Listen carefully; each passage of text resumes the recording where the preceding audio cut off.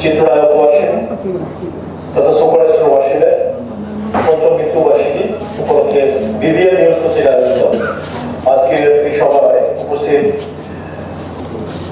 এই সভা সম্মানিত সভাপতি, বিবিএন নিউজের কর্ণধার,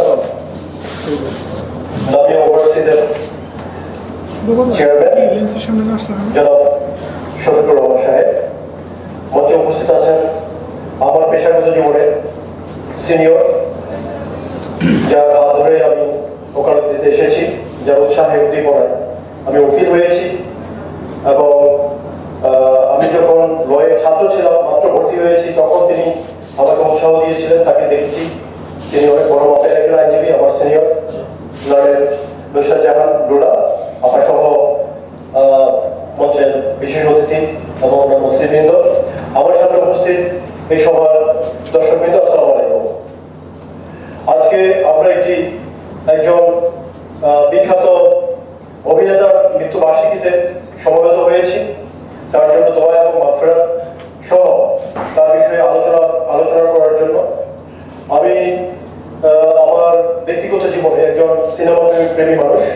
আমি ঢাকা বিশ্ববিদ্যালয়ে যখন ছাত্র ছিলাম, তখন আমি প্রতি শুক্রবার 10টা শোতে বলাটা সিনেমা দেখতাম এবং আমি সিনেমাটা দেখতাম ছোটবেলা থেকে।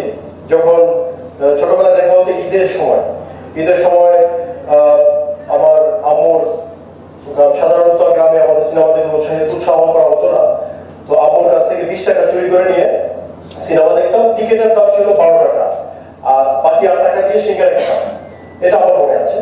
এবং আমাদের সিনেমা হল ছিল বিনোদন হল। তো সেই ছোটবেলায় নায়ক ওয়াসিমের বাংলা সাদা কালো টিভিতে আমরা নিপুণ টেলিভিশনের ছবি দেখতাম। সেই ছবিতে নায়ক ওয়াসিমের একটা সিনেমা ছিল সাপ নিয়ে, নাগ নাগিনীর প্রেম, এইটা যে বিষয়টা সিনেমা। তো আমি বিশ্বাস করতাম যে আমিও একদিন এরকম সাপ হবো, সাপ থেকে মানুষ হবো। তো পরবর্তীতে দেখলাম যে এটা অসম্ভব।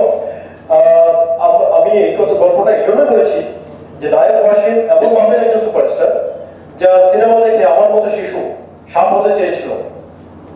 এটাই হচ্ছে তার অভিনয়ের সার্থকতা। তো যাই হোক, আজকে এই এফডিসিতে এসে নায়ক ওয়াসিমের স্মরণ করতে গিয়ে আমি চলচ্চিত্র সম্পর্কে দু একটি কথা বলি।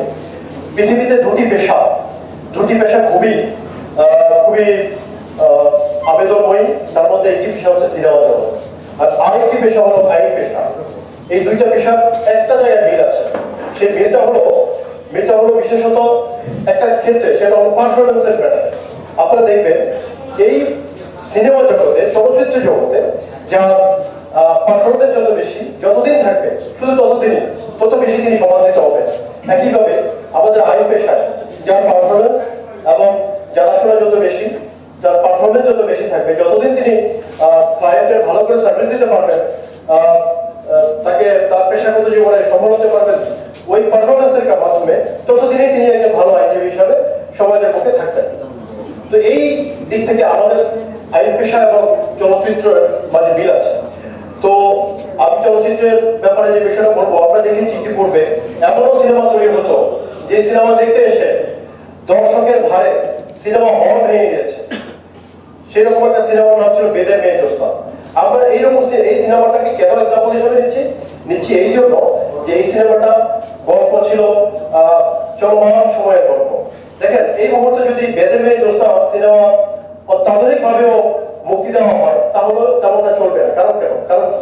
কারণ হলো চলচ্চিত্র শব্দের অর্থ হলো চলমান চিত্র। চলমান ঘটনা নিয়ে যেই চিত্র হয় সেটাই হলো চলচ্চিত্র। তাহলে সমসাময়িক ঘটনার সাথে মিল রেখে যে সিনেমা করা হবে, সেই সিনেমাটাই বাজার কাটবে, বাজার মূল্য পাবে। আমরা দেখতে পেয়েছি আমাদের এই চলচ্চিত্রের জগতে বর্তমান সময়ে খুব একটা সিনেমা বানানো হয় না। আমার মতো চলচ্চিত্র প্রেমী একজন মানুষ সিনেমা দেখার জন্য সিনেমা পাই না। কি আর করার, স্টার সিনেপ্লেক্সে গিয়ে ইংলিশ সিনেমা দেখি। আমাদের প্রধানমন্ত্রীও দেখেছেন কিছুদিন আগে ইংলিশ সিনেমা দেখে যাচ্ছেন। তো যাই হোক, আমার বক্তব্য হলো আমাদের প্রত্যেক সপ্তাহে আগে যেমন নতুন সিনেমা পেতাম, এখন যদি প্রত্যেক সপ্তাহে একটি করে বাংলা সিনেমা মুক্তি দেওয়া হতো, আর সেই সিনেমাগুলো যদি হতো গল্প নির্ভর, চিত্রনাট্য যদি হতো যে আধুনিক, অত্যাধুনিক, গ্রহণযোগ্য, চলমান সময়ের সাথে মিল রেখে, তাহলে আমরা আবারও এই নায়ক ওয়াসিমের মতো নায়ক পেতাম এবং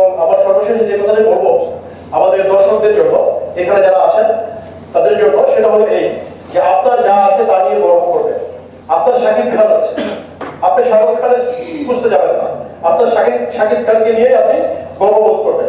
আপনার আরেফিন শুভ আছে, আপনার আরেফিন শুভকে নিয়ে আপনি গর্ববোধ করবেন, সেখানে আমির খান দরকার নাই। আমি আমার চলচ্চিত্র নিয়ে গর্বিত, আমার দেশের চলচ্চিত্রের অভিনেতা যারা আমাদেরকে দিয়ে গেছেন, তাদের অভিনয়ের মাধ্যমে আমাদের জীবনকে সাজিয়ে গিয়েছেন, তাদেরকে যারা